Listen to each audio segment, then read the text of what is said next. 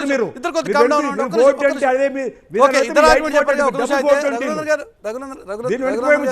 ఒక్క నిమిషం సార్, ఒక్క నిమిషం. రఘునందన్ గారు కూడా చెప్పండి. రఘునందన్ గారు, ఇక్కడ ఇష్యూ ఇది పార్లమెంట్ ఎన్నికల కోసం, పార్లమెంట్ ఎన్నికలు దృష్టిలో ఉంచుకుని బీఆర్ఎస్ ని ఒక సీటుకో లేకపోతే మొత్తంగా అసలు లేకుండా చేయాలని మీ పార్టీ ప్లాన్, మీ రెండు పార్టీల ప్లాన్ అన్నది ప్రభాకర్ గారి మాట. ఇదంతా పార్లమెంట్ ఎలక్షన్ కోసం ఇంత హీట్ అప్పుడే వచ్చింది. 2 నెలలు అయింది గవర్నమెంట్ వచ్చి, కొత్త గవర్నమెంట్. మురళి గారు ఒక మాట వినాలి. తెలంగాణ సమాజం చాలా చైతన్యవంతమైనటువంటి సమాజం. కాంగ్రెస్ బీజేపీ కలిసి మమ్మల్ని ఏదో చేస్తామని వీళ్ళేదో మొసలి కన్నీరు కాల్చవలసినటువంటి అవసరం లేదు. ఒక మాట తెలంగాణ సమాజం అడుగుతుంది అలా వీళ్ళని.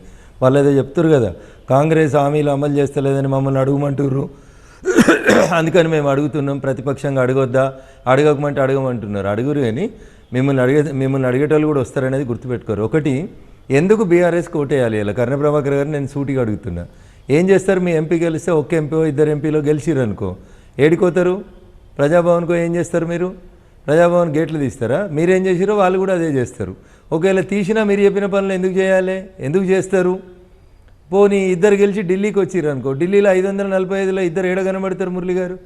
కాబట్టి బీఆర్ఎస్ అనేది పార్లమెంట్ ఎన్నికలలో ఇర్రిలవెంట్ వాళ్ళు. కేంద్రంలో భారతీయ జనతా పార్టీ అధికారంలో ఉంది, రాష్ట్రంలో కాంగ్రెస్ పార్టీ అధికారంలో ఉంది. బీఆర్ఎస్ ఎంపీలకు ఓటేస్తే నిజంగా బీఆర్ఎస్ తెలంగాణగా ఉంటామని ఇది ముందు ప్రభాకర్ గారు చెప్తున్నటువంటి మాట. మేమే ఉంటామని. సార్ ఒకటే నిమిషం sir, they are never the voice of Telangana. గత 10 సంవత్సరాలుగా వాయిస్ ఆఫ్ తెలంగాణ అంటే ఓ కర్ణ ప్రభాకర్ గారిని పంపాలి పార్లమెంట్కి, ఓ శంకరమ్మను పంపాలి. ఎవరు? చేవెళ్ళ ఎంపీ ఎవరు? మహబూబ్ నగర్ ఎంపీ ఎవరు? నల్గొండ టికెట్ ఎవరు? ఖమ్మం టికెట్ ఎవరు? అమ్ముకున్న సీట్లన్నీ, రేపు అమ్మే సీట్లన్నీ. ఒక్క కార్యకర్త కన్నా సీట్ ఇచ్చిర్రా? వాయిస్ ఆఫ్ తెలంగాణ అంటే మాట్లాడే కర్ణ ప్రభాకర్ గారు పార్లమెంట్లో ఉండాలి, రాజ్యసభలు ఉండాలి. కోళ్ళు అమ్మేటోళ్ళు, మందులు అమ్మేటోళ్ళు, గోళీలు తయారు చేసేటోళ్ళు, పైసలు వసూలు చేసేటోళ్ళు, రియల్ ఎస్టేట్ చేసేటోళ్ళు, భూములు అమ్మేటోళ్ళు, గీళ్ళని వాయిస్ ఆఫ్ తెలంగాణ అని చెప్పి పార్లమెంట్కి పంపిస్తే నవ్వుతారు మురళి గారు జనం. ఏం మాట్లాడుతున్నారు మీరు? నిజంగా వాయిస్ ఆఫ్ తెలంగాణ అయితే వాళ్ళ 5గురిని పోటీ చేయమనుండ్రి. కేటీఆర్ గారిని, కేసీఆర్ గారిని, హరీష్ గారిని, కవిత గారిని, సడకుని కొడుకు సంతోష్ని 5గురిని పోటీ చేయమనుండ్రి. ప్రజలు 5గురిని గెలిపిస్తే అప్పుడు మనం చర్చలు బంద్ చేసుకుందాం కొద్ది రోజులు.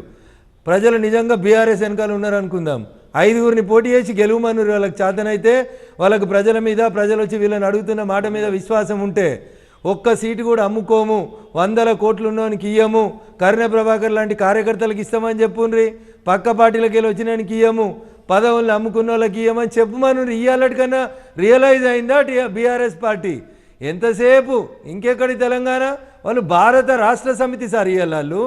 అయిపోయింది, తెలంగాణలో ఏం మిగలలేదు, ఇక దేశానికి వస్తామని చెప్తున్నారు. అందుకని దిస్ ఎలక్షన్స్ తర్వాత వాళ్ళు ఇర్రిలవెంట్ అని చెప్తా ఉన్నాం. దానికి ఏదో కాంగ్రెస్ బీజేపీ కలుస్తున్నాయి. కాంగ్రెస్ బీజేపీ కలుసుడు తెలంగాణ ప్రజలే వద్దనుకున్నారు.